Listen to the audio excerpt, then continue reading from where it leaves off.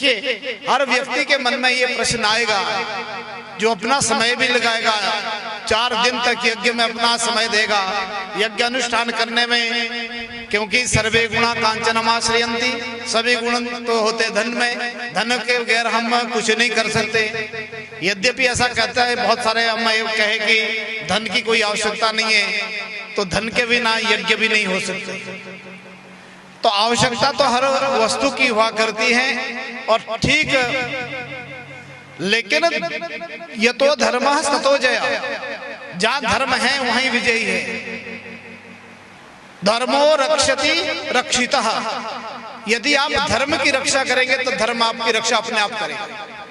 इसलिए धर्मात्मा होना चाहिए प्राणी को, धर्मपरायण जनता होनी चाहिए। उससे क्या समाज का विकास हुआ करता है, और जिस राजा में, जिस देश में राजा धर्मात्मा हुआ करता है, उस देश की प्रजा भी धर्मपरायण हुआ करती है, जनता भी।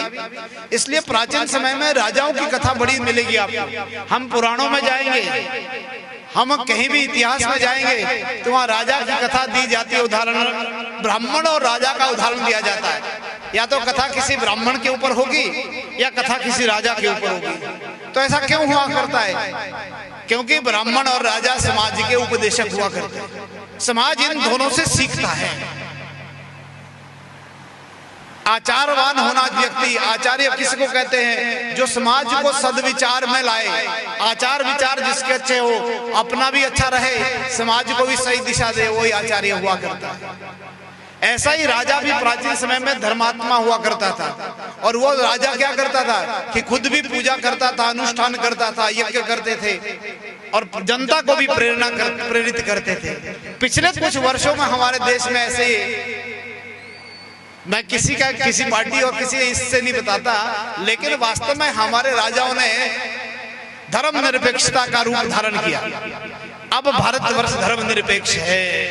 धर्म निरपेक्ष बिना धर्म का कैसे भारतवर्ष धर्म निरपेक्ष हो सकता है? जिस भारतवर्ष का इतिहास इतना गौरवशाली है, जिस भारतवर्ष की महिमा इतनी बड़ी है, वो कैसे निरपेक्ष हो सकता है? धर्म निरपेक्ष का मतलब है बिना निरुपसर्ग, और उससे आप शब्दों का अपने आप देखते कि ना, जहाँ अपेक्षा नहीं है, धर्म कोई मान्य नहीं रखता, यहाँ सनातन धर्म है। अभी मैं चर्चा कर रहा था बाहर आप लोगों से कि धर्म, सनातन धर्म क्या है? जिसका आदि ईश्वर है।